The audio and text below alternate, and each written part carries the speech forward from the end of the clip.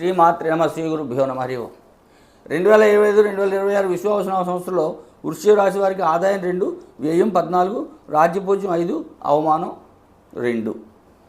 ఈ సంవత్సరం వృశ్చిక రాశి వాళ్ళకి అంత అనుకూలమైనటువంటి రిజల్ట్స్ లేవు కాబట్టి శని గురుడు రాహువులకి శాంతులు చేయించుకున్నట్టయితే కనుక అన్ని రకాలుగా కూడా అనుకూలంగా ఉంటుంది.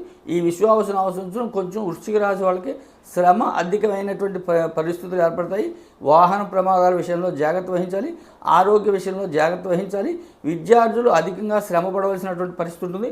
ఎందుకంటే చతుర్థ దశమాల్లో రాహుకేతులు ఉండటం వల్ల విద్యార్థులు ఆశించినటువంటి ఫలితాలు తక్కువగా ఉంటాయి కాబట్టి కొంచెం అధికమైనటువంటి శ్రమ చేసినట్టయితే కనుక వాళ్ళు ఆశించినటువంటి రిజల్ట్స్ వస్తాయి.